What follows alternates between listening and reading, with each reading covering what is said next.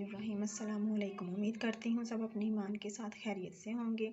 हम आज कबाब बनाने जा रहे हैं, जिसके लिए हमें 250 ग्राम चने की दाल चाहिए, जो मैंने रात को भिगो ली थी, और 150 ग्राम के करीब हमें चिकन चाहिए, और ब्रेड क्रम्स हाफ़ कप चाहिए, 1 टीस्पून नमक का, 1/4 टीस्पून कलवंजी, 1/4 टीस्पून हल्दी और अजवाइन भी 1/4 टीस्पून, 3 से 4 पत्तियां बादियान के फूल की, और गरम मसाला चाहिए 1 टीस्पून, सब्ज़ धनिया चाहिए 3 से 4 टेबलस्पून, 1 टेबलस्पून लहसुन अदरक का पेस्ट चाहिए, हाफ़ लेमन और 3 से 4 सब्ज़ मिर्चें चाहिए। नमक मिर्च अपने टेस्ट के अकॉर्डिंग आप सेट कर सकते हैं।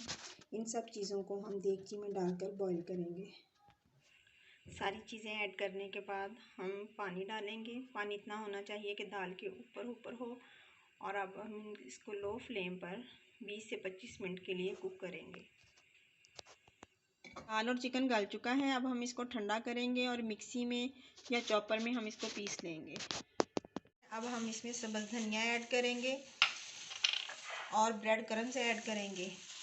इसको अच्छी तरह मैश करें आप, ताकि ब्रेड क्रम्स अच्छी तरह दाल और चिकन में एक जान हो जाएं, और फिर हम इसकी शामियाँ बनाएंगे, पीस करेंगे और फिर हम शामी बनाएंगे।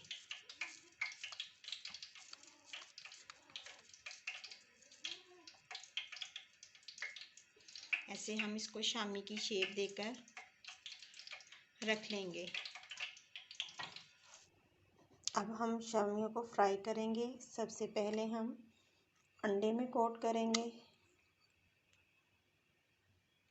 और फिर हम ब्रेड क्रम्ब में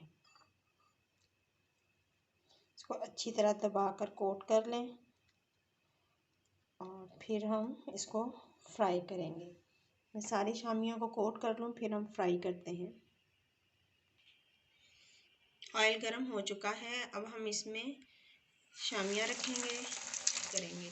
एक साइड कुक हो जाए फिर हम दूसरी साइड चेंज करेंगे।